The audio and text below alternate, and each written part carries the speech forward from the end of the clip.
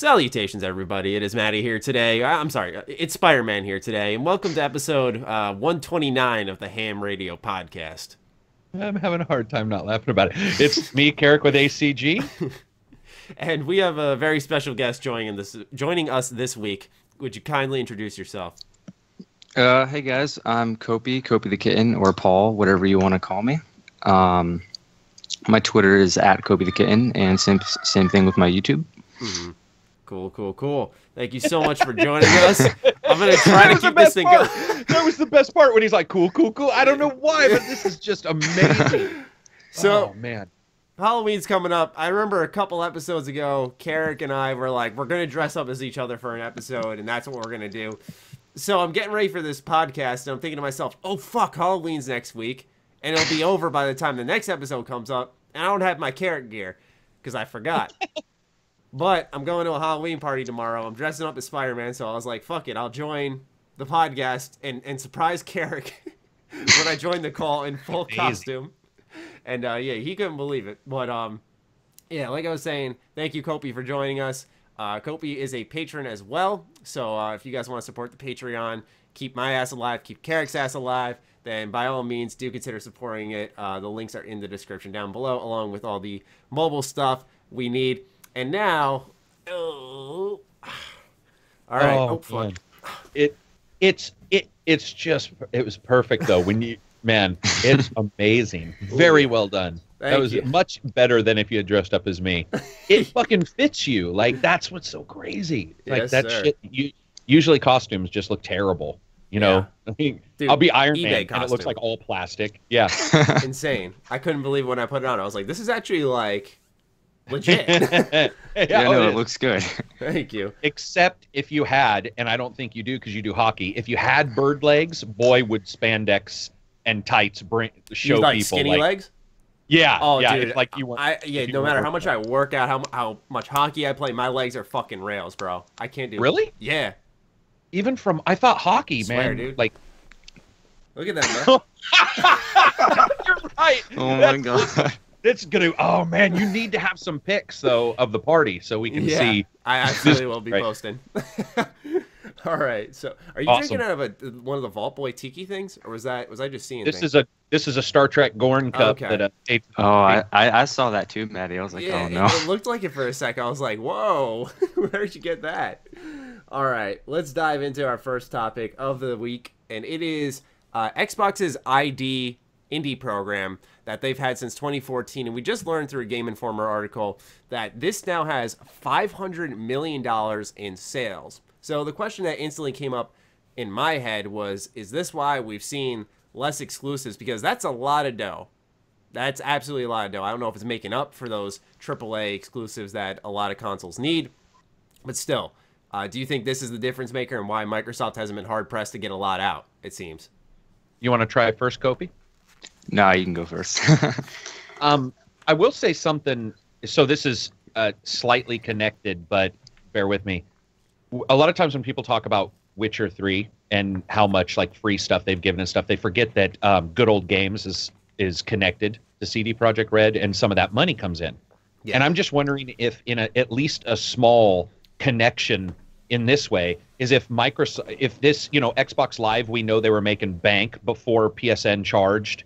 They were making, money, and Sony saw it and was like, oh, shit, we need to do that. I do wonder exactly if what you're saying is if it's not that they wouldn't be worried about it, obviously. $500 million is good money, of course, and they would want to have exclusives still. But I actually agree with you, because when you brought it up, I was like, what's he mean? Like, what is he talking about with, like, exclusives? And then I started thinking about it and going, it's not that it, like, replaces them, but it may cause them to not seek them as harder. Like, maybe this is the reason why a Scalebound, which isn't doing well, is like, hey, we can take the loss, because that's the loss we talked about in the last couple podcasts, where I was like, dude, it must have been bad if they were like, we're just going to give up that cash. So I would agree with you. I actually think, or at very minimum, I bet you it makes some kind of impact along those lines. Yeah, for sure. I would agree. Yeah, I mean, you look at Cuphead, we just talked about how that had over 1 million sales, so yeah. It's definitely a successful program for them. And one take that I noticed that I thought was a good point is that with PS4 and Sony really taking over the AAA exclusive department, Microsoft had to make up the ground somewhere, and I think they went to actually a really smart area. Now we can tell through these sales figures, and made indies the place to go for those new developers on the Xbox One because it sells well. I guess there clearly is a player base there. I mean, since 2014, it's a pretty short span of time to make that much money, I feel. Yeah, I think they did well.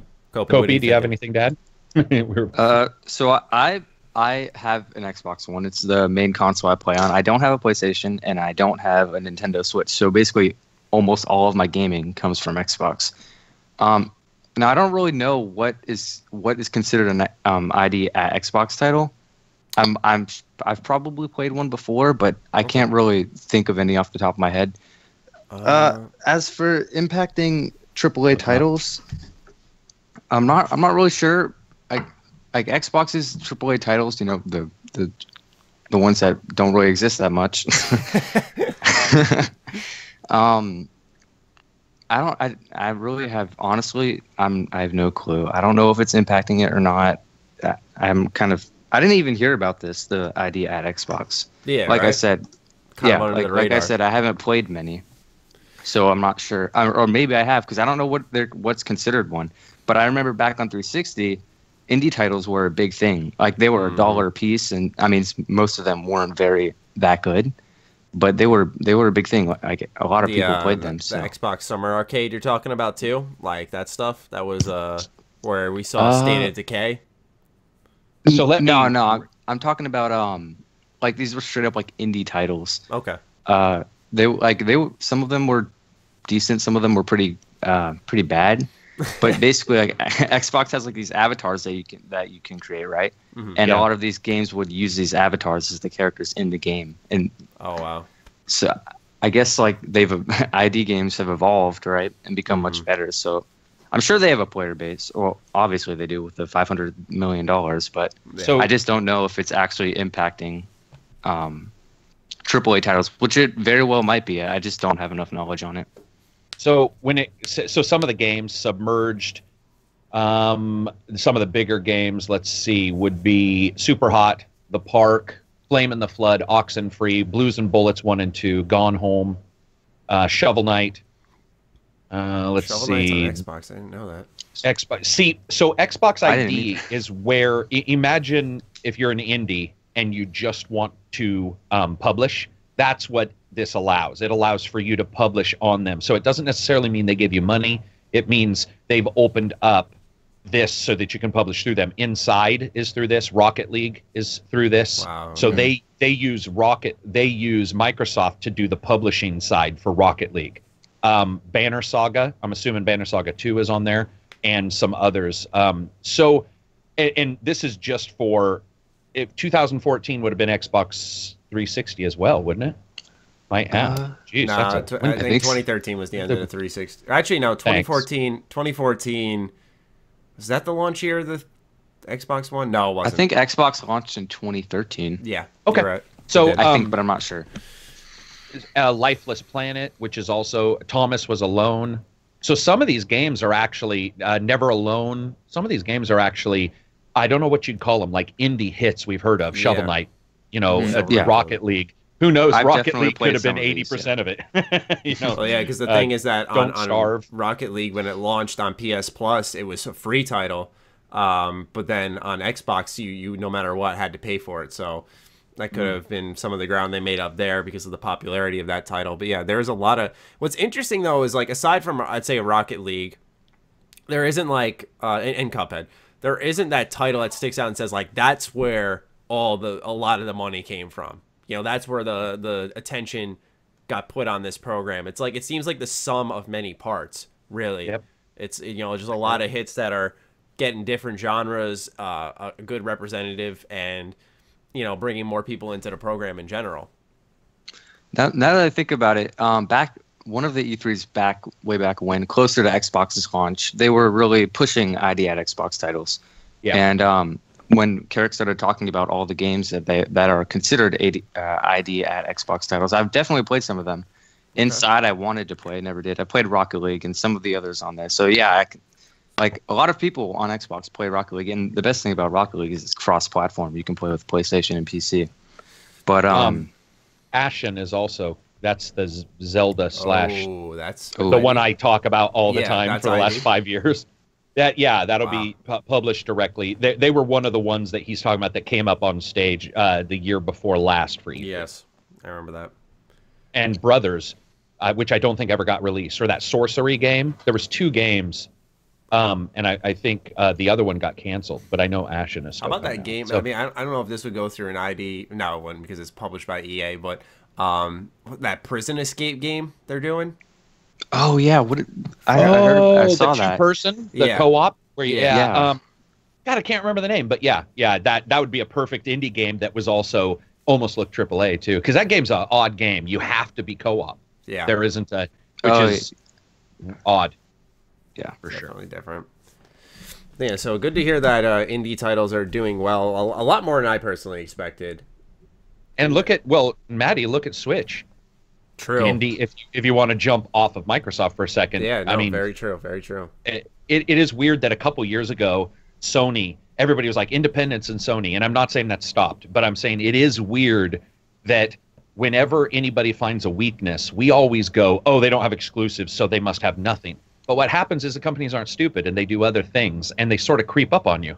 You'd be like, oh, they're doing like indies now, and Sony talks about them a little less and talks about the AAAs more, where Microsoft did during the 360 years. It's just sort of cool when you watch them as a business. Because on the Switch, I think the most recent indie launch for that was Stardew Valley.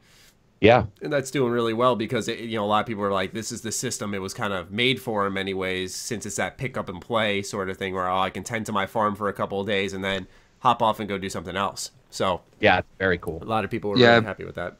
Did you buy Stardew Valley, Matt? I have it on PC. Oh, gotcha. But I didn't buy it on Switch.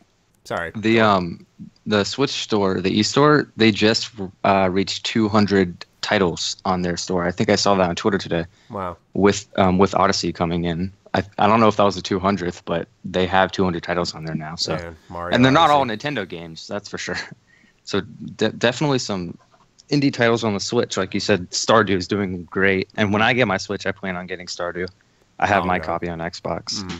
When are you planning on picking up a Switch? Is there a certain game that's sticking out to you where you're like, that's why I'm buying a Switch, or is it just saving up? No, if I could get a Switch right now, I would. I just have to wait till Christmas. So that's when I'm getting Christmas mine. for you, my friend. Yes, Odyssey. I'm so excited for Odyssey. Dude, that game looks so good. good. I have it on my shelf, but like I got so many games right now to plow through before I can even think about touching this game. Like I just gotta hold myself back. And what sucks is this is one of my most anticipated games, but I want to beat Origins, Wolfenstein, Zero Escape Time Dilemma, Divinity Original Sin 2, Wolfenstein 2. Okay, see you in 6 months. Yeah. Dude, Divinity, you're screwed. Yeah, exactly. I took on That's way funny. too much. Like I'm 40 hours into Divinity, so not too bad. But like everything, like the Assassin's Creed, I think I got like 15 hours now. Like each of these games, I'm far enough in to not drop it, but I'm not deep enough to say like, all right, I'm almost done here. Except probably Zero Escape. That's like a 20-hour title, so I'm sure I'll be through that eventually. But fuck, yeah, I've bought too much at once, and then obviously I have Fire Emblem Warriors, which I've been excited for weeks, and I've been just kind of chipping through that because I love the Warriors titles. And then there's Super Mario Odyssey. Good stuff. Today was pretty juiced for everything. Oh, Stranger God, yeah. Things, Origins, Odyssey. I think Yeah. iPhone X. A lot of stuff going on. A lot of people got to make a choice today. One of the hardest choices of their lives, because I think all 3 games that dropped today are superb. So it's like, where do you go? Oh yeah, and Wolfenstein. Forgot to mention that. Wolfenstein got some crazy reviews. Karak, what'd you think of Wolfenstein? I never had a chance to check out your It's review. fantastic. Yeah, It's fantastic. It's fantastic. I mean, it's story, and this will be something just like Origins, because Origins story. I don't know if you saw my review, but in Origins, this is the first game they've made since they had said we're going to have the stories be more about what you do and not in the game, right? Mm-hmm. So with Origins, the story made no sense to me. Completely nonsensical. Like it's not completely nonsensical. There's some sense, but it was not good. Where Wolfenstein's shows that when you do the linear path, there are some pluses, even when it just comes to how you sort of dole out information. And there is some, it's the first time I can say that they didn't switch genres. It's not lacking humor. It's just that somehow they made it poignant and humorous, where I never felt that in the past. It was always like, it was laughing even if they were trying to be serious. And here, there are some parts, dude, that you're just, I mean, I'm not saying somebody would get choked up, but depending on relationships you've had, depending on situations you've had, there are some fucking times in that later game of Wolfenstein where you're like, oh my fucking God, really? Yeah, I mean, that's what I've heard. Oh, I mean, I would play it again just to experience like the story again. It is, and it's still tongue in cheek. You still get goof, right? Mm-hmm. But, and when you first go into the sub, which is like your mini base, because everybody thought the town was like your main, I guess, mini base. But really the sub is, and it becomes this home. And as you do missions and people come in and do things start changing on it to be more homey. It has a different feel to it, dude.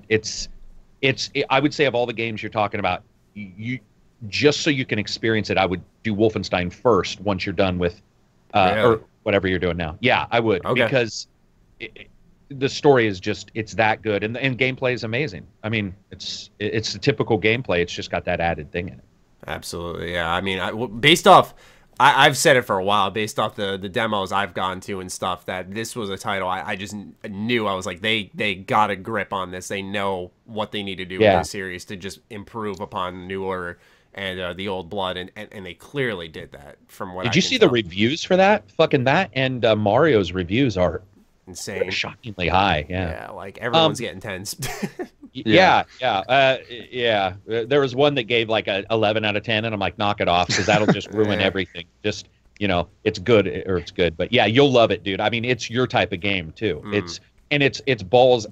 The thing about Wolfenstein is you forget how fast, other than Doom, right? You forget how fast a game can be, and when the sprint speeds.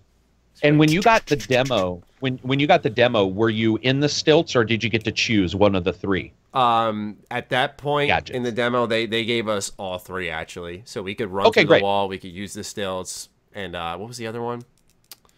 Constrictor vest. That's what it was. As I call it, a man corset. Yeah, so that's the cool thing about the game is, like, though they do change everything about how you work. I mean, the ability to drop from a long area and just deploy the stilts mid-drop so you don't, get damage, and just there's a lot of crazy little softness to how you can play. Very cool.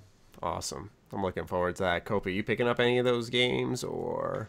I want to pick up Wolfenstein Origins. I've been looking at. I'm interested in it, but I don't know. I'm trying to save for a Switch right now. Like, that's my main priority. Odyssey was phenomenal. Because for me, I've been really impressed with Origins.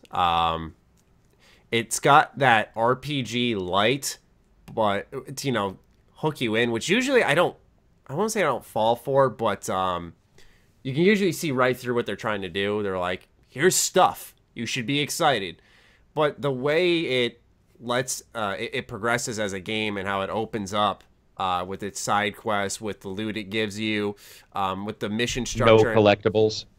Yeah, that was strange. I was surprised about that. Isn't that weird? Yeah. When you look at the mini map and you're like, where are all the icons? Am I fucked up my HUD? Yeah, all the icons are locations you go to. A lot of times they're camps or bases, fortresses that you can take out. I guess the collectibles, you could say, are within those locations, like finding the treasure, the treasure chest, craftables too.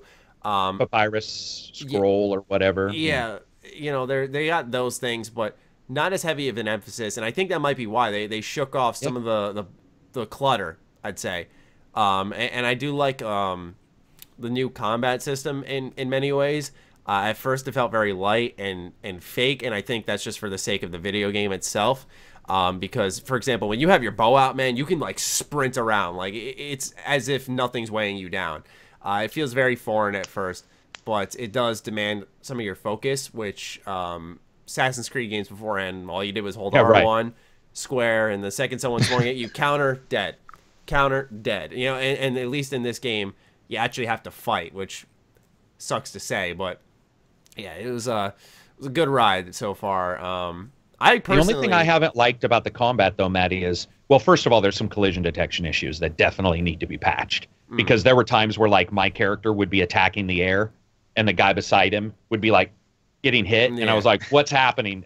It's Ubisoft bugginess, too. I was gonna but say. one thing I was not happy with at all is the flick kind of trigger, jumping from enemy to enemy. That shit just fails sometimes, just does not go to the right person. Yeah, you'll be on the right person, you'll be like, oh, there's a guy there, and you'll click, and for reasons unknown, it decides range doesn't matter anymore. It's that he's right to your right. And then the next time it's like, oh, no, range matters, so we're going to the closest guy, even though the guy far, like 15 feet away has a bow aimed at you, and you're like, fucker, decide. Like, choose one of the two. So yeah, that and sometimes, I don't know if this happened to you, I would be locked onto someone, and the free attack would just start going to someone I'm not locked onto. Yep, that's what I mean. It was so weird. Where and if you do that attack and you hold your shield, you're supposed to circle them. But sometimes I would circle them, and sometimes I would just run, and I'd be all, "But what the hell is happening?" Be all, running off to the side, and I'm like, "That's great, you don't get hit, but it also isn't what I wanted to do at all." And you attack the air sometimes because you think, you're going to time it. What did you think about this is the thing I loved. I wasn't a fan of the adrenal moves, whatever. Like, they're okay. What I did like is the ability to dash in and then, get that attack. And if it's a heavier weapon, you can sometimes almost pull it off quicker than if you were just standing there and swinging the heavy weapon. You can, like, dash forward and back and then swing the heavy weapon. Because I used them, I started using the maces about halfway through. Exactly. I was going to say, I loved that because it allowed the player to learn without the game telling you. Like, one thing I discovered with the heavy blunt weapons like the mace was if you dash around enemies' attack instead of trying to block it and you attack them from behind, you do insane critical damage. Where an enemy that takes a ton of hits up front to take down, all of a sudden you can chunk over half his health bar with one big swing because you were able to get behind him. And it sounds like a mini thing on paper, but it's the fact that the game didn't say, like, oh, by the way, you can score critical hits if you go behind, and I found it out myself, and it was through a special weapon. That was the better feeling. And also how some enemies, you have shields, so you have to do a shield break, and if you're doing that, it leaves you a little bit vulnerable. Parrying certainly has been nerfed to shit. It's very hard to time that parry with the timing, you mean? Yeah, it's so minuscule. Short. It's so short. They were like, yeah, we heard you guys, and shut it off. So I've been enjoying the game overall. That's definitely, out of all I mentioned, for all those games I'm on, probably that and Zero Escape are the ones I'm getting done with first. But overall, with the world is really engaging to me, and I've just been enjoying a lot of Assassin's Creed Origins, which I didn't expect this year. I thought that'd be the one game creature, Maddie. What? Tame. Do you have the tame skill? Taming creatures? Oh no, I never got that. Oh, dude, to your right, seer, up 3, right 3. I know exactly where it is. It's the first one I aimed for. I'm telling you, your world's gonna change if you like it now. You're gonna absolutely love it when you can tame an alligator or a hippo. When you have a hippo chasing you, I was thinking of like the lions and the leopards. Those are great. But I immediately tamed everything crazy. And the best one is the hippo, and they die quite quickly. They're just animals. But when you take a hippo into a hyena battle, and you've got like hyenas and hippos fighting, and you're swinging, and you're like, this is my hippopotamus, George. You're like, welcome, motherfuckers. It's so fun. It's so fun. You definitely got to buy that skill, dude. Definitely. Oh yeah.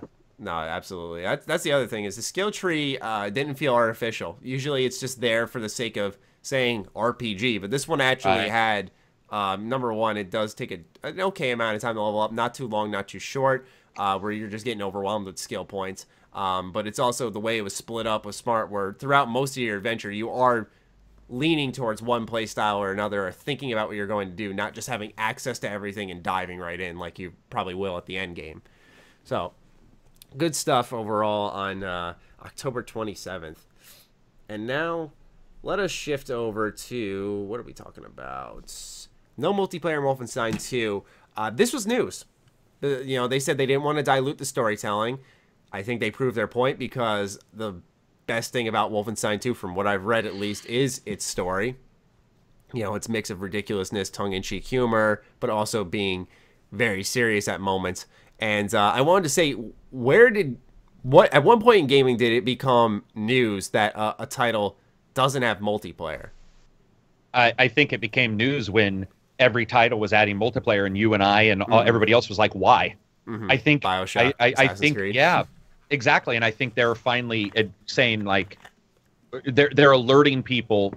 You know, you said that AC developers had understood that the parry was too wide, and they had heard people complaining. It's the same sort of thing that happened with multiplayer. And also, what did we talk about last podcast? Which is, we were wondering if some of these titles that cost so much money would have actually done better if they just had single player, because multiplayer costs so much to continue to support and to balance and all that stuff. And so were they able to put it all into the single player and the cutscenes and the voices? And it's awesome, man. But then again, you think of like the 2009 Wolfenstein, like that was pretty fun. From what the it's multiplayer, worth. you mean? Yeah. Yeah. From what it's worth. I mean, it was good fun. That's the thing that happens with these during that time period, those, I guess we could call them spin-off multiplayer modes, like in Assassin's Creed, BioShock, Wolfenstein 2009, is you'd see a cult following developed for those multiplayer modes. People would love them, especially Assassin's Creed. I think that was one of the better ones that came out of that entire phase. And, you know, because you'd have to, like, blend in with the NPCs, act as natural as possible, and hunt down your target. Yeah, it was really different for its time, but people were just like, because Assassin's Creed already has identity, they go, what the fuck is this? Why does it have multiplayer? And no one bothered to hop into it. So now we don't see it as much now. But like I was saying, you get these cult followings, and that's really all that comes from these titles, unless it's like a Call of Duty, we'll say, where it's already known for its multiplayer, so it's got that big multiplayer following, and it's going to have the DLC afterwards to make money off of yada, yada, yada. Ugh. What about you, Kobe? Have you played any of these? You're talking about like Wolfenstein and like the old Wolfenstein multiplayer? Oh, like, no, I've never played a Wolfenstein game in my life, but the new one looks great. But the thing is, like, some games are just better as only single player, only multiplayer. Like Overwatch, people were complaining that Overwatch didn't have any single player, right? Mm-hmm. But imagine if it was single player and it didn't have any multi. Some games are just better in one game mode. There's like a lot of games out there, and some games like Battlefront have a really good story, but it's short, and the main focus and the main money making is from multiplayer. So people complaining, or I guess being in the news, that Wolfenstein doesn't have multiplayer it shows like the community right now. It's just it doesn't make a lot of sense. I don't know. I'm like, no, you're making perfect sense. Continue. Yeah, it's just like some games don't need it, and everybody's like, oh, this game would be so much fun if I could play it with a friend. But then you see games like, if you ever played Far Cry 4, they had that small co-op thing. It's not necessarily multiplayer, but it's just something small that you can do with a friend. So I think a lot of games should kind of pick a side and stop trying to get the best of both worlds, because it ends up detrimenting both game modes, single player and multiplayer. Some do it well, this though. Kopi guy. Well, yeah, like you end up Kopi wondering when you got both. You end up wondering, what if there was less of this and more of this? Exactly. And it comes at the sacrifice of one mode or another, and that's where you get those cult followings where people are like, "Oh, I just buy Assassin's Creed for the multiplayer." You think you'd never hear that, but there was a time where people only did. I had a best friend who fucking did that every year. Did not play. He played like 40 hours of Assassin's Creed 3 multiplayer. I'm like, "What do you think about the open world? I really like the setting and stuff." He's like, "I never touched that." I'm like, "What?" Like, you're kidding me, you know? But it's like some people do that. Like we look at Final Fantasy 15. I believe they're adding some kind of multiplayer game mode or something with multiplayer, which, I mean, it looks like it's going to be good, but it didn't come at launch because their main focus was single player, and the story is amazing. The music is amazing. That game's amazing. People had problems with the gameplay and stuff, but generally, I think it's better to focus on one thing or the other rather than try and get the best. Mm-hmm. Like you said, Call of Duty. They have lately, their single player has been like really bad, but in the past the single player was pretty good, but it's still not the main focus of the game. The multiplayer is where it really shines. Like if you think about Modern Warfare, Black Ops, not Black Ops 3. Last COD campaign you enjoyed? I actually enjoyed Ghosts. That was like the last one I enjoyed. I think Ghosts is a lot better than people say it is. I think it's better than I never played Infinite Warfare, but I think it's better than Advanced Warfare. Black Ops 3's campaign is just horrible. Don't even. It's so bad. The only reason I play Black Ops 3 anymore is for zombies. So, just pick a side. Pick what is going to be best for your game. What is your game mainly about, and stop trying to cater to everybody.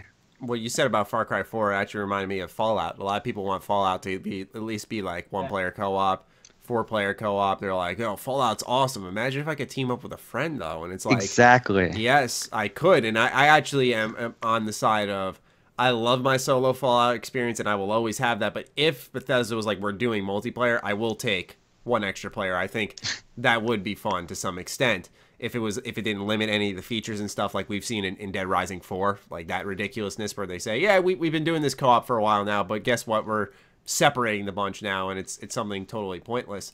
But yeah, like you said, it's like you just got to pick a side, and I'm glad that we've one trend I noticed this year is for a lot of what Bethesda's done, they've always had that focus on single-player titles. I mean, look at it.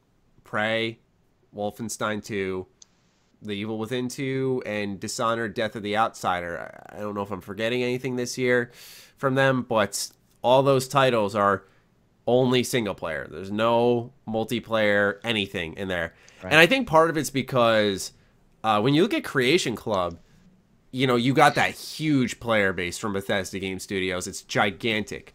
And I think because there's so many people, you can kind of flush out all the people who don't like it in exchange for just the casual consumer who'll come in and actually just say, I'll use whatever this mod is from Creation Club. Where I don't think a Wolfenstein, despite its popularity, a Wolfenstein and Evil Within, Dishonored have earned a place in the industry or, have that huge base where even if they have an awful anti-consumer thing inside there, that people will still buy it anyway. A lot of people would boycott a much smaller title, I'd say. So it's very interesting to see what Bethesda's doing this year. Yeah, no, I'd buy, like, no matter what, like any Fallout game, I'm buying it, Mm-hmm. Same thing with Elder Scrolls. But yeah, back to what you said about co-op in Fallout 4. When Fallout 4 was first announced, I was one of the first things I thought about. I'm like, what if they had co-op in this game? And it would be cool, but you don't want it to take away, like you said, you don't want it to take away from the single player experience. But just like imagine Nora and Nate survive.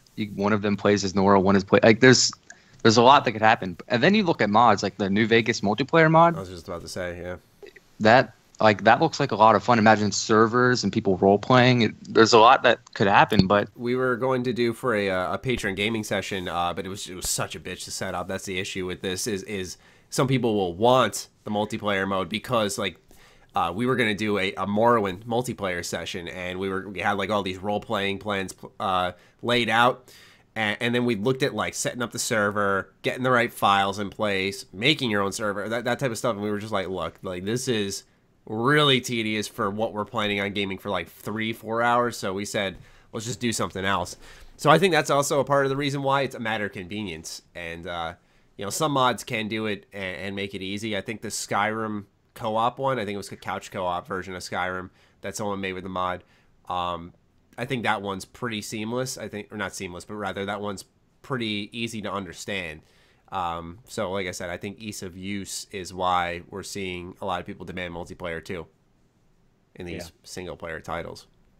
Yeah, I didn't really think about that with like if somebody makes a mod for multiplayer, it's not going to be easily accessible like at all, and only PC gets it, right? I was just about to say, yeah, that's a good point. There's no way you're going to put a multiplayer mod on Bethesda.net and have it on Xbox and PlayStation 4, definitely not. Yeah. So yeah, that's a thing. That's a thing that Bethesda could take to Creation Club and develop and release for all the systems. It's like, even if it's paid from Creation Club, people would buy it. Oh yeah, oh absolutely.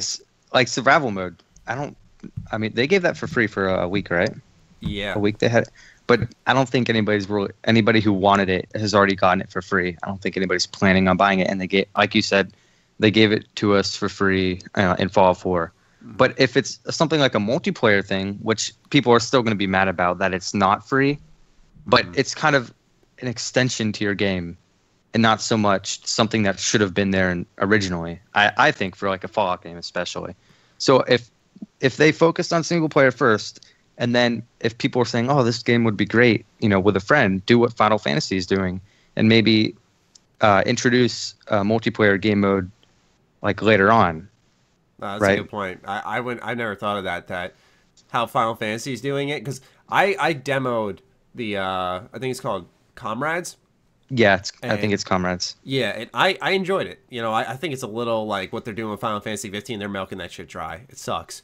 But yeah. What they're doing with that mode, I think is fun. It's like Monster Hunter, but it's in Final Fantasy 15's combat system and world, and it's got Final Fantasy 15 or Final Fantasy lore tied to it. So like, screw it, why not? That's a pretty fun idea. But I'm wondering if maybe developers will look at this, if there's success with this mode, and say, maybe we should make this single player focused game and then add a multiplayer expansion afterwards, find a way to monetize it if they can, get that player coming back constantly. I'm not sure if there's any type of microtransactions in this multiplayer expansion for Final Fantasy 15, but regardless, I'm wondering if that'll be a trend from now on, because at least at face value in this current moment in time, I will say that doesn't sound too bad. Yeah. If Wolfenstein 2 sold really well, it's got a season pass for $25. They sell all that, and they're like, wow, look at our player base. This is pretty big. Let's make a multiplayer expansion. Screw it. Because we've told our story for Wolfenstein 2, so let's add our final expansion as a team deathmatch mode, a couple of other modes, and ship it, and then get to work on Wolfenstein 3. Because I don't think that type of smaller expansion would impact anything compared to, you could use that as a comparison to the Old Blood, if it's that type of development process, maybe. And then, so because they had no problem balancing 2 in the Old Blood. Say you do 2 expansion and 3. Maybe. I don't know. Well, remember, Wolfenstein's original multiplayer was the free. Remember that? The free mod that was, or the free non-connected multiplayer. I can't even remember what it's called. I don't remember but that. you could go to you went to gates and you had to lock them, or you had to bomb them. Hang on one second.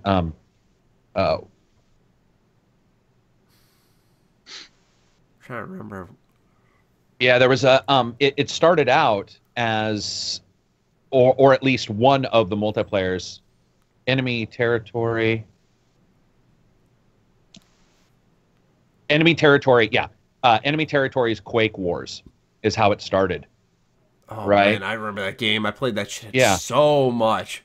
Holy crap, bro. And then around that is where things sort of started to come together for their multiplayer. So the thing is the multiplayer is sort of in a weird way in the past sort of DLC or an expansion, and then got into it and got good enough that it was in the major, and now it's sort of back to, will it be a DLC or an expansion later? I think that's the best way to go.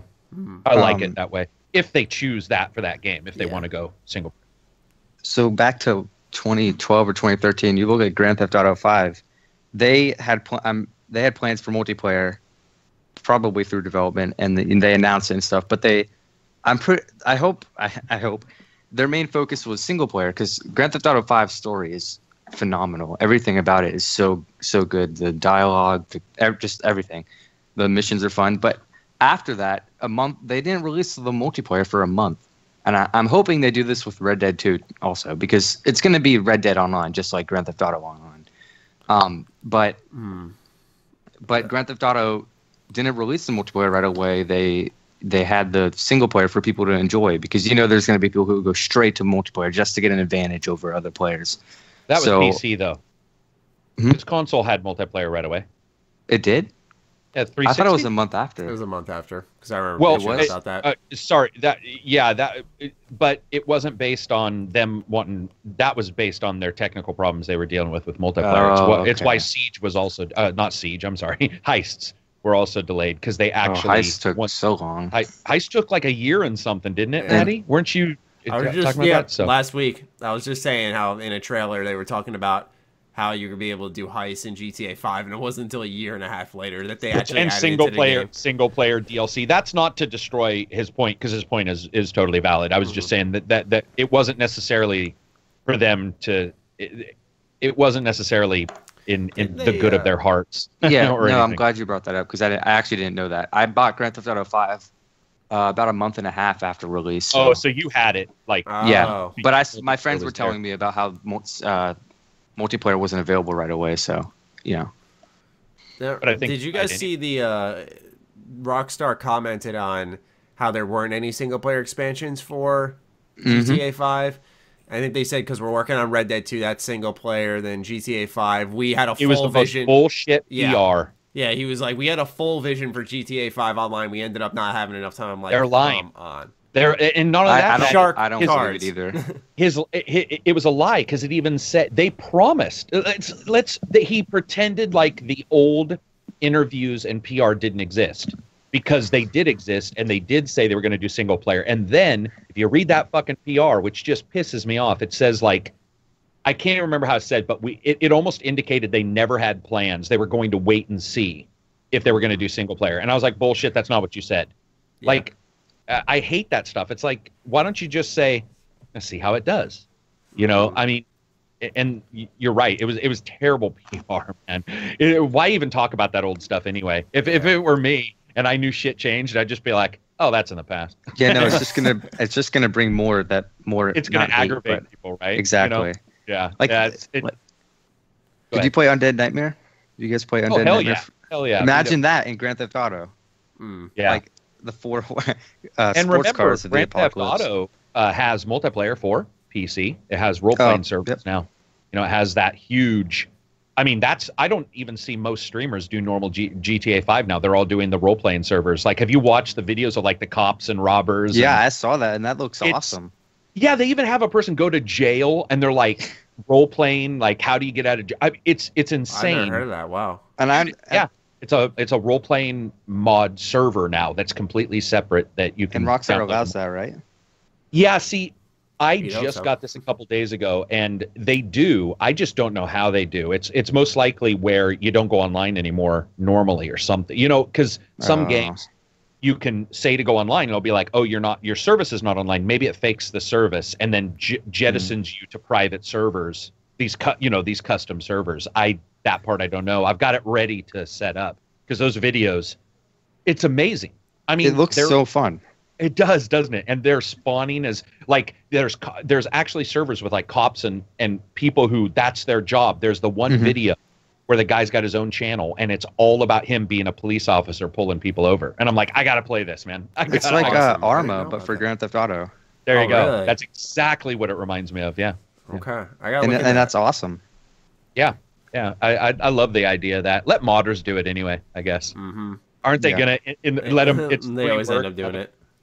And they do better. Just Cause. I had the developers for Just Cause on yesterday on our podcast, and I was talking about their mod, and they're like, "Dude, we had never had planned for multiplayer for Just Cause 3. The mod makers were like, hey, let's see if it can be done." The second one was a mod too, right? They had multiplayer. No, I don't know if it is the second one. Yeah, second. I don't know if the third one has multiplayer or not. But I know the second one, the multiplayer was a mod. Yeah. Yeah. Third one I never touched. I don't know if that had multiplayer or not. I didn't touch it either, but I really wanted to, and I was this close to buying it, but I just I don't know. I heard about it, and then I go on Reddit, and I was like, nope. I go on Reddit and I see these people doing like crazy stunts, like connecting their car to a bridge, and I'm like, oh man, that looks like a lot of fun. The destruction looks amazing. Here's the thing about Just Cause, and I said this number one when the original Xbox had its own version of Just Cause, and my thought was, I want a role-playing game in this world because their worlds are insane. They look amazing, and they have issues with NPCs not looking the best because the world's so big. But I'm like, it beats out a lot of other RPGs that you get, and you're like, yeah, this doesn't look the greatest. And I was like, I wish those guys would give their engine to somebody and say, make a fucking like jungle-based RPG and see how it works, because their foliage is just, I mean, it's crazy. And depending on your system, you can have really good draw distance that doesn't really exist in, maybe Assassin's Creed Origins is the first game I've seen where it beats that draw distance, because Origins is almost magical. The draw distance looks amazing from a screenshot I saw. It'll blow your mind. It's the first time where I'm sure Maddie can agree with this. You see it and you're all, is that real stuff or is that like a painting that they're going to transform? Because you get a lot of that through the synchronization points, but like even then, like you'll just be crossing a desert, and you'll get up on a little hill and just see like the city in the distance, and you'll just see behind the city. And it's just like, how the fuck did they do this?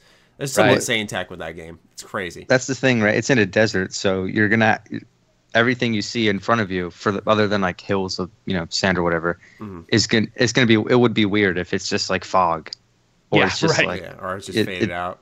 Yeah. Like Fallout New Vegas, I'm not sure what happened there, but I remember back in Good Springs. It just fades in. It's like a rock, and then all of a sudden you see a building appear in front of it. You're like, huh, okay. Yeah, but it's a desert, so it needs something to. You can't just stand on top of a hill and look off and you see a picture of New Vegas, and then you get closer and then it becomes real, right? Yeah. Sorry to bring us off on Just Cause and Skyrim, but yeah, modders, thank you for everything you do. You're half the fun of my gaming. That's true, man. They contribute so much. Let's talk about Insomniac on the single-player spectrum. They say they just need a publisher to do Sunset Overdrive 2. How is this not huge news? This should be the biggest goddamn news of the week, in my opinion, because Sunset Overdrive was awesome. I enjoy Insomniac's gameplay, personally, aside from Fuse. Holy shit. But, the Ratchet and Clank style weapons carrying into Sunset Overdrive and then the creative parkour. That's a game that had a multiplayer mode, actually, that I enjoyed because it was just all combat, all creativity with the parkour and the guns. But yes, there is a chance for a Sunset Overdrive 2. Now, Karak, you were making a point before the podcast about what this story could be continuing off of. Yeah, it just that a while back somebody had asked them about the IP itself, and they said, oh no, we own the IP completely. And that sort of seems like it opened up the discussion for more people saying, well, if you do own the IP, then what is stopping it? And they said they need a publisher, but I think I just figured out why. Their global sales are only 1.16 million, so 1,100,060. That's actually not that good at all. And so I would assume a publisher would have to be a smaller one, and they may not be able to pay, because Insomniac Mint, they just need a publisher, but they also need the money to develop it. And so you would, because that's what a publisher is they're publishing it, they're assisting you at least in some ways financially. So like who, a Sony, right? Okay. But I don't know if Sony would. Sony works really well with Insomniac, but I don't know if they want to do anything that's not AAA Spider-Man based. Yeah, I was going to say they're working on Spider-Man, so maybe. Who's a big publisher now? A new one, or somebody that might Activate. Oh boy! Sorry. Oh boy! I almost said it. Please don't touch Sunset Overdrive. I didn't say it 3 times like Beetlejuice. Or 505 Games is too small. I always think Warner Brothers first when we get these discussions going. Deep Silver is big enough to do that. Yeah, everything they touch dies, I feel. Or was that who we were talking about last time?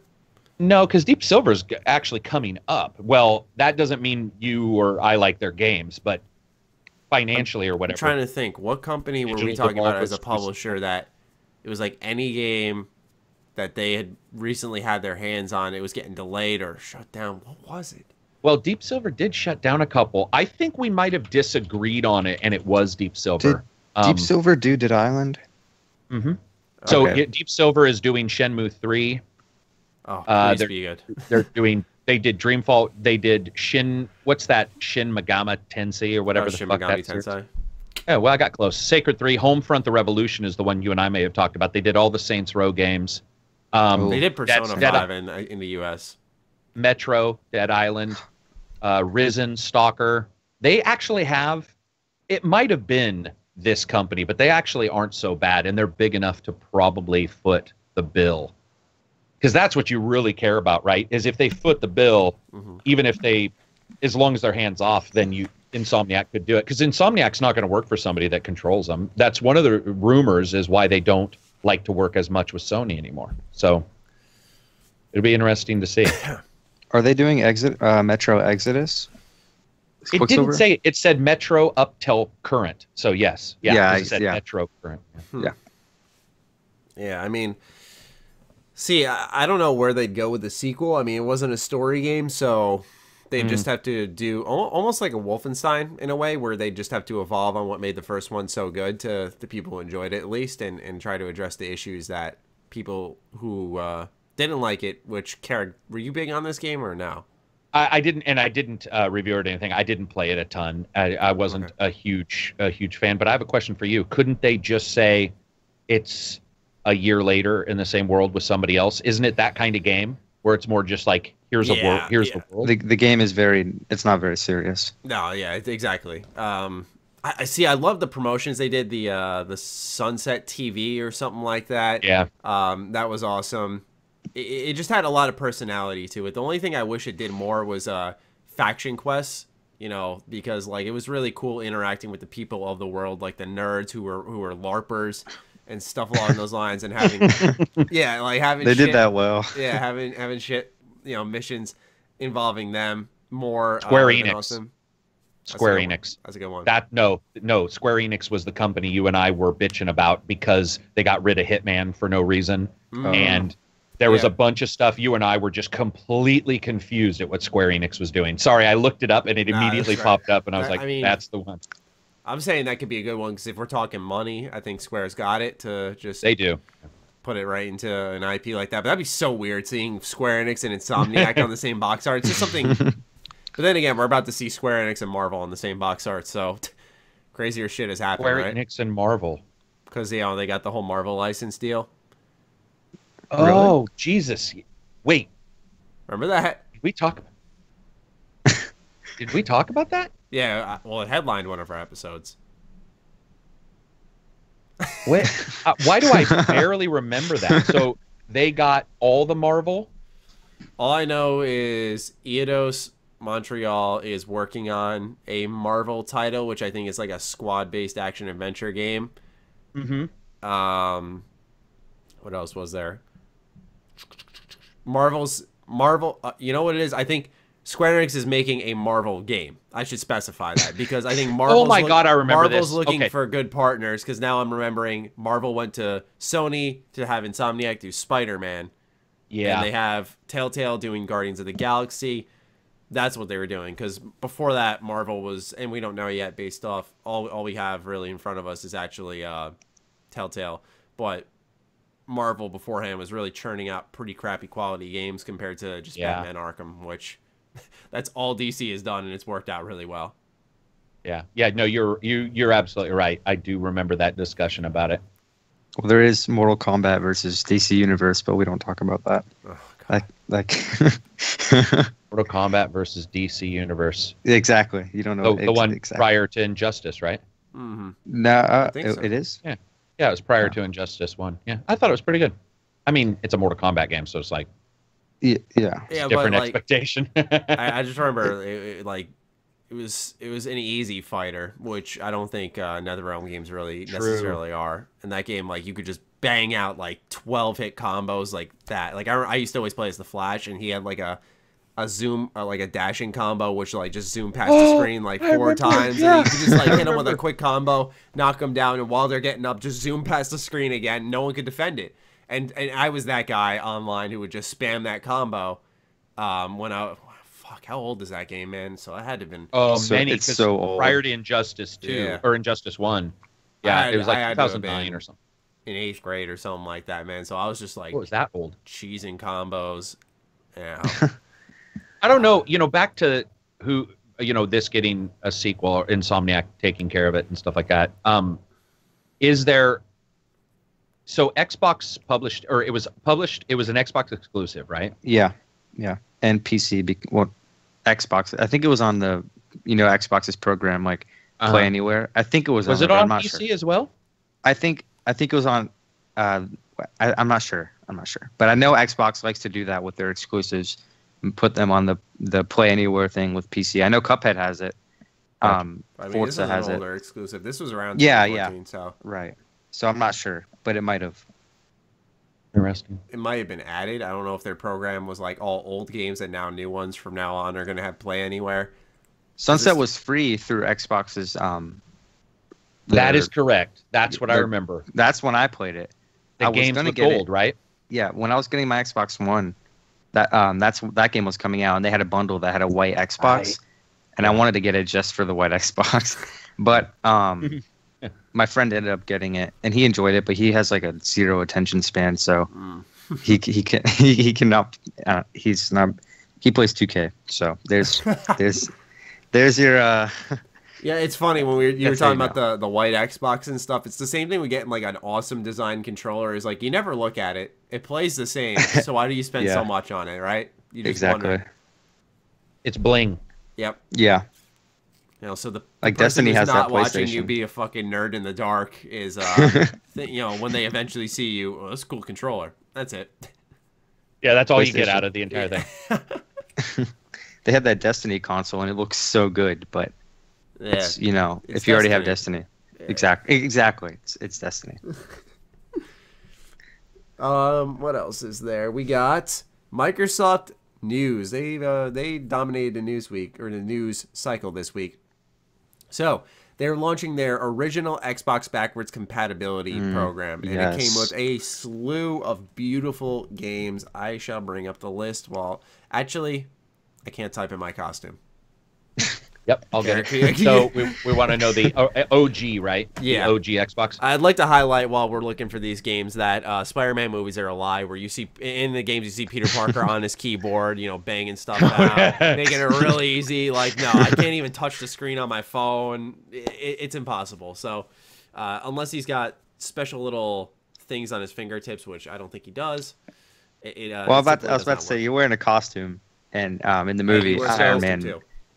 Well, yeah, but Iron Man made it, so I'm sure there's some. Yeah, Iron Man was like, in case you need to call someone. If you need to call me, you got these things. The games are Black, Blood Rain 2, Crimson Skies, yes, Dead to Rights, Ninja Gaiden Black, Fusion Frenzy, Grabbed by the Ghoulies, The King of Fighters, Neo Wave, Prince of Persia, Sands of Time, Psychonauts, Red Faction 2, Sid Meier's Pirates, and Star Wars, Knights of the Old Awesomeness. Any games stick out there for you, Kopi? Star Wars, definitely. Grabbed by the Ghoulies, but I have that on rare replay, so you know. What else? What else was there? Dead to Rights, Blood Rain 2, Black, Ninja Gaiden. No, Black. not anything else Crimson really. But Skies. I know people like those games, but I was a PlayStation 2 kid. The amount of people after all the videos I've made about KOTOR. The amount of people who tweeted at me the startup screen, the menu creator, a progress update, the day that thing dropped, and the day after when I made the video on it, I was so happy about it. Dude, there were I was shocked. There were so many people who were like, dude, I'm playing it for the first time finally. Thanks for the update. I'm like, holy shit. Like, more people need to know about this. But, you know, aside from me obviously talking about that, I was surprised to see a game like Fusion Frenzy on there. I adored that game growing up, man. That was so much fun. Great party game. And I'm shocked that they actually threw that in there. But out of all the other games on the list, I'd say my favorite one is probably Ninja Gaiden Black. What a game. Oh, it was like someone tweeted at me and said they said it was harder than Dark Souls. Would anyone concur with that statement? Ninja Gaiden Black could be pretty fucking hard. I never thought it was harder than Souls. Here's the thing, though, Maddie. Depending on how old you are, whatever, you're gaining skills from those other games. So a Ninja Gaiden Black, I mean, it just depends also on your time. How much time do you have? Do you work a real job? You know, are you a kid in school? I think that sometimes we sort of remember differently than we might have experienced at that time. As a kid growing up, I got my ass kicked. That first boss fight with the guy on the horse. Just running the thing that I was impressed with is that Microsoft, I think this group of these games are most likely IP non-restrictive, meaning the IPs were easy for them to get if it wasn't to Microsoft, because that's a big deal. Phil Spencer's talked about it. He's like, some of these companies, guys, don't literally exist. And when that happens, it doesn't mean you can just make the fucking game. You can't, actually. You have to find it somewhere. I think that's it. And then I think also they work because, for example, KOTOR, they've upscaled the graphics. They've added some processing effects. The same thing we saw with the 360 backwards, where they didn't just want to say, here's your 360 game identical. They're like, we want to fix the frame rate. We want to do this. We want to do that. Loading times is one I saw. I think a lot of these games are obviously the ones we want. Star Wars, which blows me away they got the IP, because I'm sure they had to work with, who is it now? Disney, right? Disney, Yeah. EA, probably.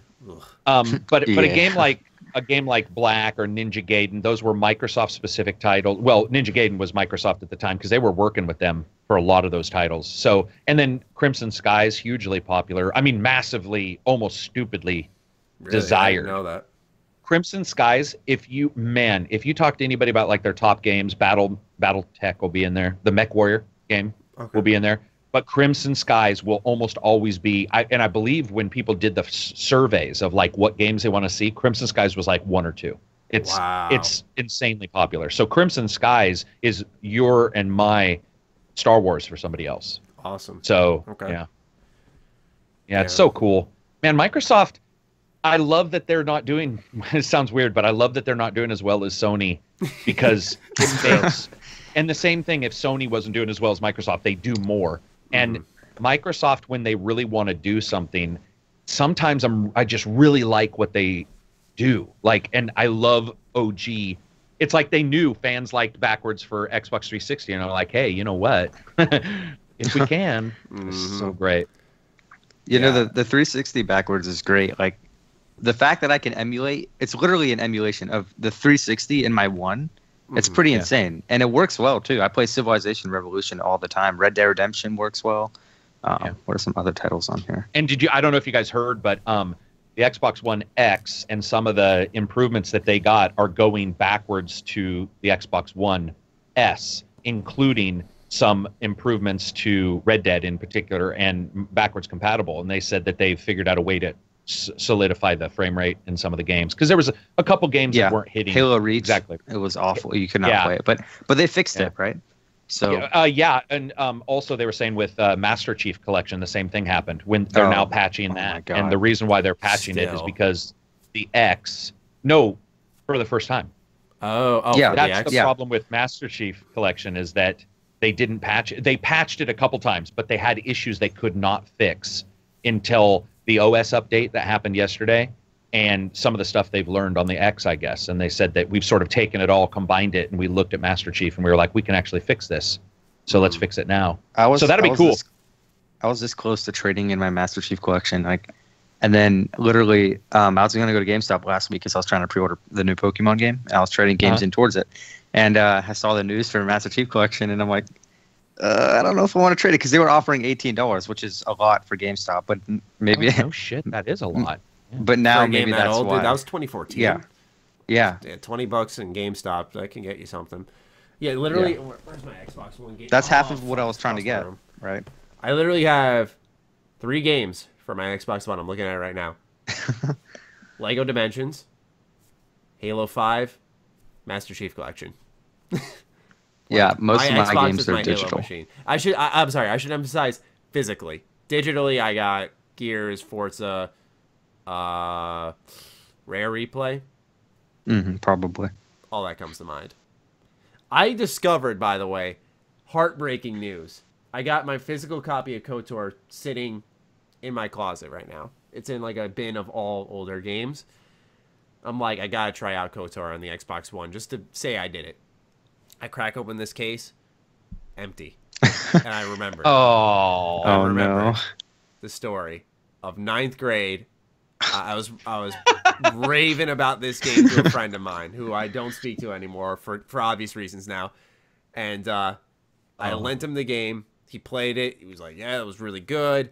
When can I get it back? You'll get it back soon. Get it back soon. Get it back soon." Never got it back, and I just remember now when I opened it up, I was like, "What the fuck? You're kidding me." He jacked my KOTOR, so I got to get a new one physically because I'm not gonna not have that. Just breaks me wee little heart. Yeah, back when 360 you can go backwards. No, go ahead. Back when 360 compatibility was coming out, like I was looking for all my 360 games, trying to gather them, and some of them weren't in the case. When I moved, I lost so much, and I was just like, oh no, I couldn't find a lot of them. I had to get digital copies, and some of them aren't offered digitally, which really sucks. So I found that for me, it was I had a lot of CD rot, and you don't get CD rot until you're about 5 years or 6 years after the CD was originally created.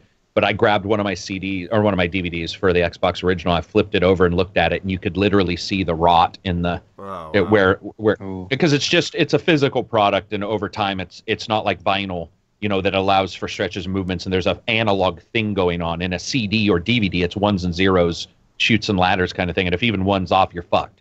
Like, you don't get a music skip. You're just screwed. It just doesn't work. And I looked at this and I was like, holy shit, the bottom of this thing looks terrible. And it wasn't scratched up. It was just that you could literally see like the physical bonds that had made that CD had started to separate a little bit. And that saddened me. But what I'm waiting for, if anybody knows this game, you're probably there with me, is the best racing game I've ever played is Rally Championship 2 on the Xbox original. Literally the best rally game I've ever played. Really? It beats any of the ones I've reviewed recently.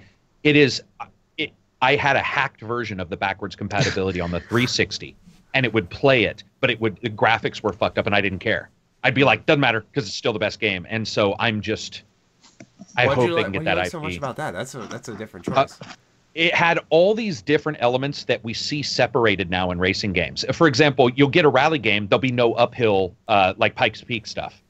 They won't do many rally games will get released, or racing games will get released with an entire missing section. What happened with Rally Championship is it looked fucking amazing on the OG. It offered one of the highest resolutions on that old Xbox original. I think it was at that time. At that time, it might have been one of the few 1080p games that because that OG Xbox could do that in various ways, or maybe it was 720p. I can't remember. It's old. But its choice and its tracks, it just had one of the best. And anytime I mention it on the channel on a podcast, somebody would be like, "That's the greatest fucking racing game." It worked, and it was one of those rally games that had everything. And I'm a big fan of rally titles, and sometimes I don't want them to be super uber realistic. Like, sometimes you just want a game where you're doing whatever that thing is, but you don't need Virtual Fighter because Street Fighter's there, right? Like, it can be flashy versus real. And sometimes I want that in a racing game. I don't want one that's like, you need a steering wheel and a fucking gear shift, and you need to, train for 6 hours through some fucking cones to get your license. It's like, sometimes I just want to race really fast up a hill and maybe die. Maybe die. For me, the racing game that always sticks out is Burnout Paradise. Burnout. Oh, Burnout Paradise, yeah. Love Burnout. Take me down. Yeah, just like that over-the-top destruction and stuff. Yeah. Something about it as a kid, because I could never get into racing games. That was the one I was like, it was probably because things were breaking and blowing up that I was like, yeah! But, like, the only racing game in recent memory that's really meshed with me was Forza Horizon 3. I love Horizon. I was not surprisingly, I should say, because the developer is very good, but just I was shocked that I was like so into it, because that game was awesome. That's what's cool about the? Go ahead. That's the thing about Horizon, right? It's separate from the Forza Motorsport. Mm-hmm. Motorsport is more realistic, but Horizon still takes realism.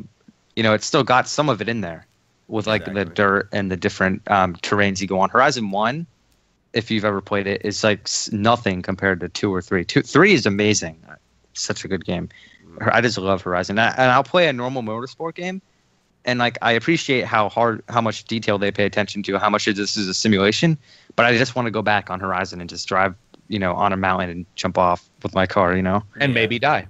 Yeah, and maybe exactly. I'm telling you, there's something to be said. That I think that's why, like, for me, I would say Forza Horizon 3 is probably more enjoyable to me than the newest Forza, though I like that. Me too. It's so fun. And when you get Blizzard Island Blizzard Mountain, and the snow's coming down, and you're just parked, and the wind is whipping like the worst, and you're like, this is fucking phenomenal. And you've got a car that's got more horsepower than like the gross national product of some nations, and you're like, let's do this shit. That's so fucking sweet to me, man. It's such a great game. Yeah, one game they need to add on to the BC is Jade Empire. Oh my god, yes. I would be all over that. Because I literally just a couple months ago broke out my 360 only to play that game.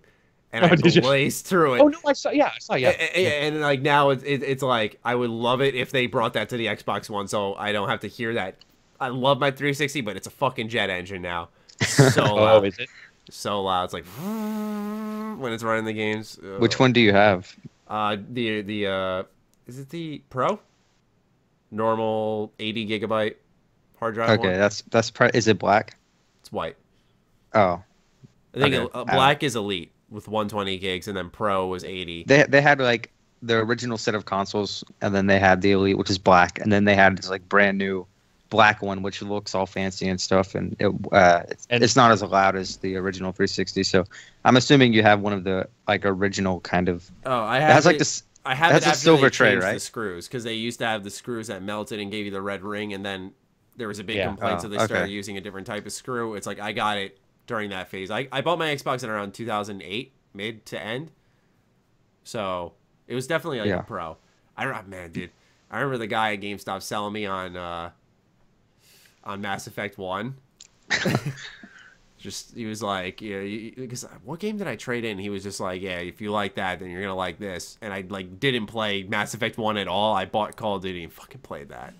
World at War at least, but fuck. Wah, wah. Yeah. That was a bad choice. Yeah. Just a fucking Yeah, shitty choice. I still remember like back, getting those, and the first games available were Condemned, which was also an OG, and a couple other games, and one of them was Fight Night. And I was like, well, I'll check out Fight Night because it looks good anyway. Fight Nights have 360 always had or all original? Sorry. This is jumping to the 360, Okay. but Fight Night was also on the original. So I was like, I didn't jump immediately to the 360. It's one of the only consoles I haven't jumped immediately on, and I ended up getting Fight Night. And we were playing, this is so embarrassing. This is years ago, of course, but we're playing it, and I've got my Sony Vega TV. So this is a high-definition TV. And I'm playing it, and we're like, this is fucking phenomenal looking. Like, it does look so much better than the OG. And my friend Andy goes home, and I'm sitting there, and I go to the Xbox, and I get ready to we've set it up, and I get ready to truly put it into my entertainment center. And in the back of this motherfucking Xbox 360 is a switch that says SD and HD. Oh my and I God. still had it on SD. And I was like, what? And Dude. I turn it to HD, and I go back, Hold I on. turn Final Fight, or I turn Fight Night on, and I'm all, are you fucking, it was like an upgrade of 7 cards because of the texture detail. And I called my friend, and he turned around an hour drive so he could come back and see what Fight Night looked between the two. And he was Hold on. like, that, what the fuck? dude, I thought I was the only one. All right, let me start off by saying that for Christmas I got my first ever HD TV, and I remember hooking up. I used to play on like the 4x3 Philips TV, 20 inches, and I remember hooking up my 360 to the new TV I had, which was like a 26-inch Vizio TV of some kind, but it was designed to support HD. And so I hook it up and everything. I'm using the yellow, red, and white cables. And I plug them in, and I'm just like, this looks blurry. I can barely see what's going on in the game. And so I end up unhooking this TV and like literally putting it like against my closet. And I tell my mom, like, I think the thing's busted. I don't think it works. Oh, like, and then one day, I don't know what happened. I was looking at my 360. That's what it was. And I see the HD to SD switch. I'm like, wait, what? And so I literally, then I put the pieces together. I see these different color cables. I'm like, these must be the high definition ones. Hook it Oh up. my God, you were using S-Video. Yeah. Yellow, white, and red Yeah. is, holy shit, that was 480i, I think. Yeah, Like, exactly. Oh my God. And so, yeah, I'm thinking this TV's busted. And I remember because I tried playing Dragon Age Origins on the TV, and I'm like, Mom, like, I love the gift, but I think something's wrong with the TV. And then, like, it was like a couple of days later, I'm like, Mom, this is the greatest fucking gift ever. It works. Look at the That fucking switch- picture. Like, you can see, like, the crisp blood on your character's face in Dragon Age Origins. I was like, the detail. I can That fucking switch see it. needed to never be there. That was a bad idea, because it's funny, you and I laugh about it now, but there was a number of people I know who did not. Why would there be a switch on a cable?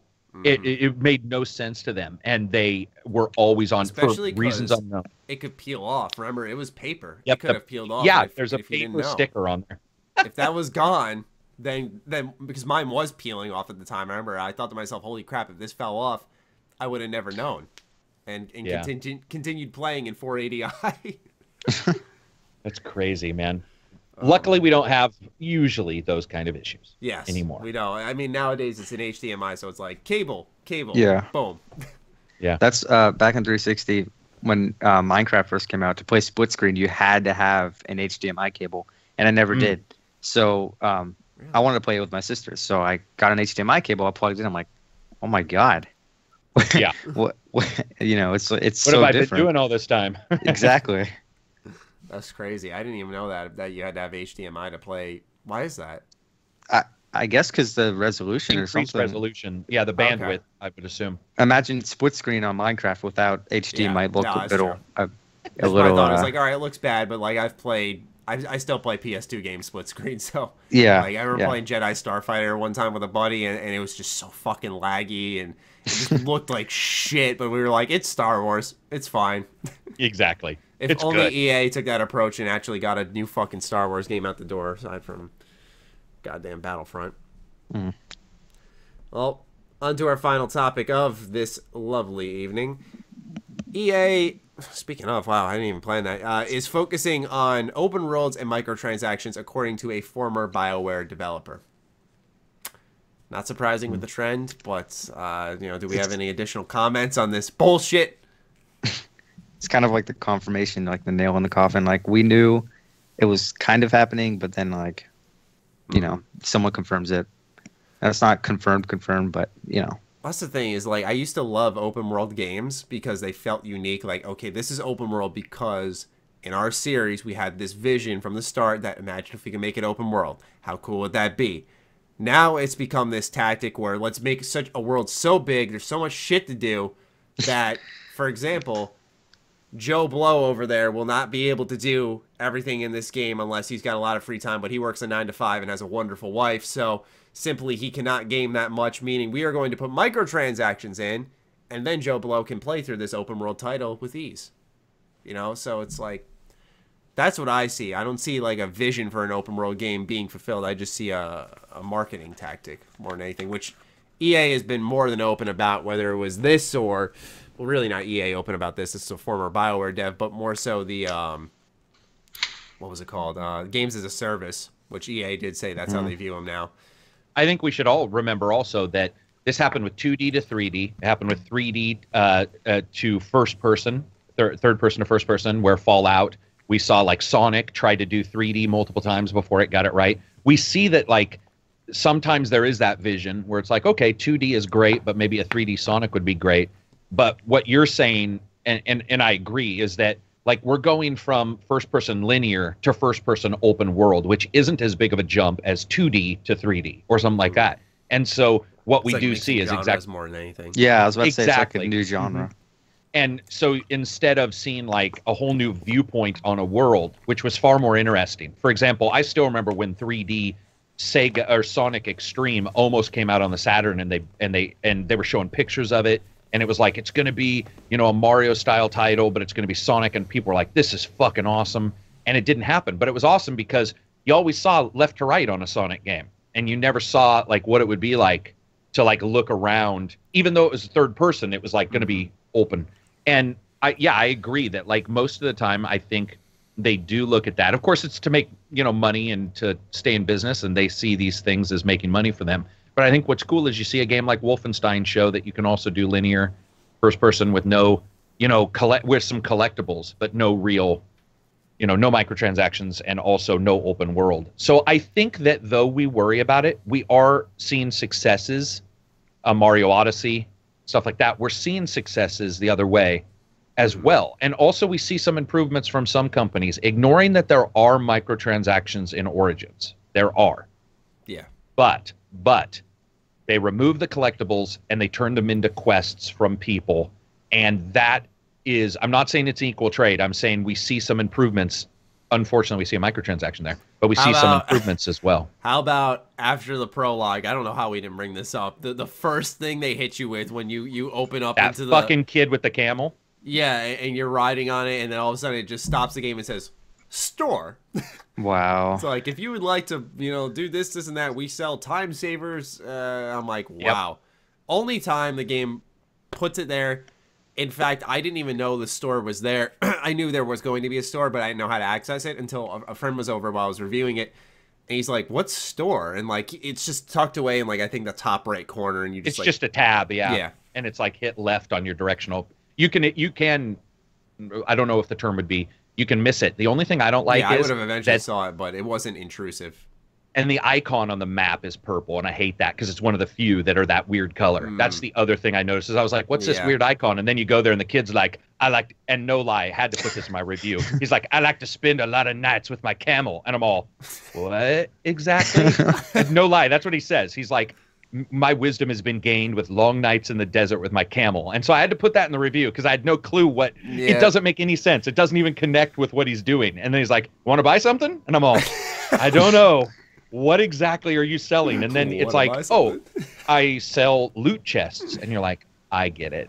You know, You're supposed to be so quirky. Weird. I forget I'm buying a microtransaction. That's exactly how I felt it was. Yeah, because when it pops up, you read the narrative and you see him say it, and you're all, "I'm not quite comfortable with this discussion." Like, I need to report you. The thing is we're seeing these first-person games go to open world instead of linear, and if they do well, GTA 5, like both Kopi and you have said, it was great. So it's like that'd be awesome if they were all that, but we're gonna get some shit too. Yeah, I mean, it's like I think Mario Odyssey was a great example of like that natural transition, but also because we'll see Mario tie-ins like a Mario and Rabbids, but there's those big breaks in between of a mainstream Mario game where we saw like I'm not sure the exact order, but we see a Sunshine, then a Galaxy, and then we're seeing Odyssey, or we're seeing 3D World Odyssey. Like, it's bigger, bigger, bigger, and it made sense in the overarching vision. And I think for all Nintendo's faults, they don't. Does Odyssey have microtransactions? No, probably not. No. Yeah, I thought they were gonna with the hats or the costumes. I thought when I first saw that, I thought, no, please don't be microtransactions. Do you remember that? He's right, because I remember there was a big hubbub that there was going to be some kind of microtransaction. Like there's this cap store and on every map, but I guess it's not. I haven't heard anything, so I don't know. People are big on that game, man. It looks so good. That's true. It could be drowned out because holy shit, the reviews are like, I mean, I'm not saying anybody's, there's any people being dishonest. I'm not at all. I think that so many people are waiting for a Mario 64 title that the Sunshines and the Galaxies sort of make you question, like, what are you guys doing? Just make the fucking game, make the game we want. Zelda. Yeah, and they did, and look what happens. It's like Mario or the Switch went from a handheld with a couple games, including Zelda, but a game maybe only one that you really had to have, to like two of the biggest, best IPs owned directly by Nintendo on only that one system, which makes that system like honestly 2 or 3 times as worthy of buying than maybe it was before. I mean, it's and the same thing's going to happen next year. Pokemon title on the Switch, right? Is that definitely? Yeah, they said at E3 they said when they were showing Ultra Sun and Moon, they said next year mainstream Pokemon title is coming to Switch. That's all we got was confirmation. I thought it was an announcement that they were going to show. Hey man. No, I think it was totally before. Yeah, that's it's going to be the same thing as this year with the Switch. Forcing or not forcing, but having people want to get it for one game or 2 games. That's what. And then maybe we'll get an Animal Crossing game too. Yeah, who knows? That's what Lone and I were saying. Was like I think that would be like the the final push because you got a lot of Mario fans, of course. You got a lot of Zelda fans, but like you get that Pokemon game on there. Yeah, exactly. Yep. It's over. Okay, yeah, so that's been delayed. Oh, he's right.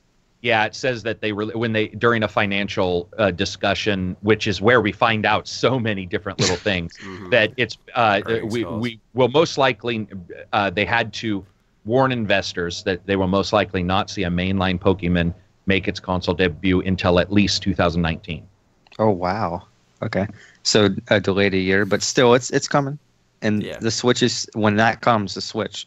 If you don't have one already and you're a Pokemon fan, you're going to want to get one.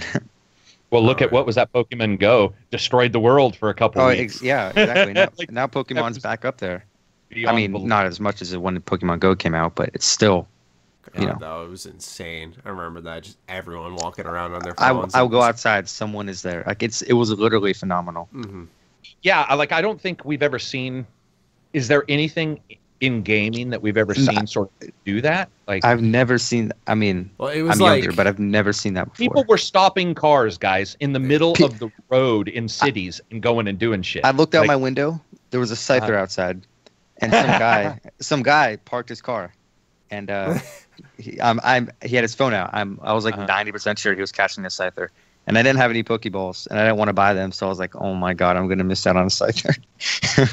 there was a bug, I remember, not bug, but like a footstep counter, and I think it was tracked through the thing in your phone. But I remember like thinking like maybe you could like break the system a little bit and hatch some eggs by traveling certain distances. So I'd like. I was dating a girl at the time, and she was like almost an hour away. So I'd just literally open up the fucking app and just leave it in my cup holder on and drive this crazy distance and hatch all my eggs on the ride there. Like, I'd be duct taping it to the bottom of a city bus and shit. Just like, here we go. Oh my god! I'll find this. People were putting it on their fans, and Yeah. I don't know if that worked or not, but I don't know either. If it uses a geo tracker, it may not track something like that, but it would track. It wouldn't have to be too far for you to figure out something like in your backyard connected to your lawnmower. Fucking string.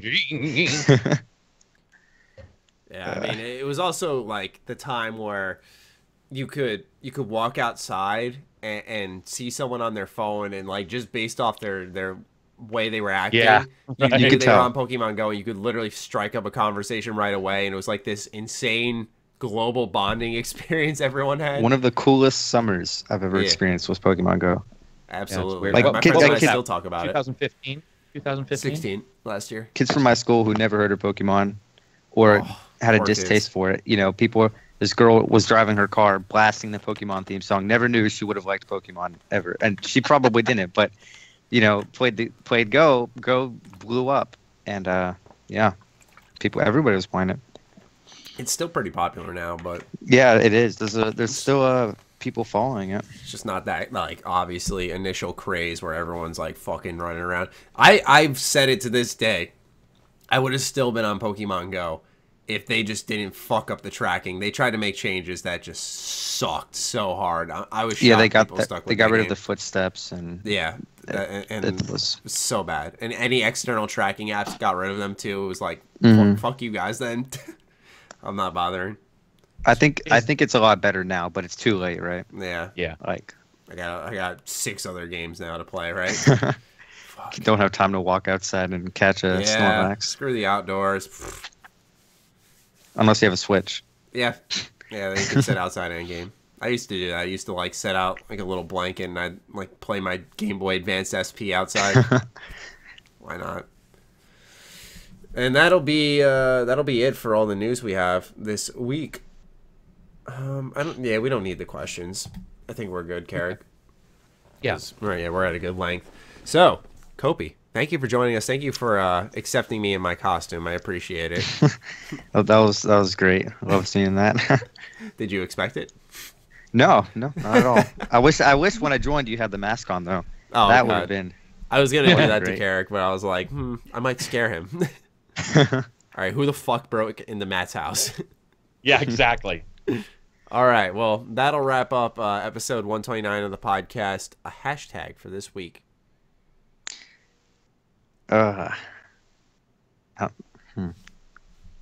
Halloween. HDSD switch. I was trying to think about how to work in our Spider stupidity Matty. with the Xbox OGs. High I definition like switch. that. The high def. HIDEF.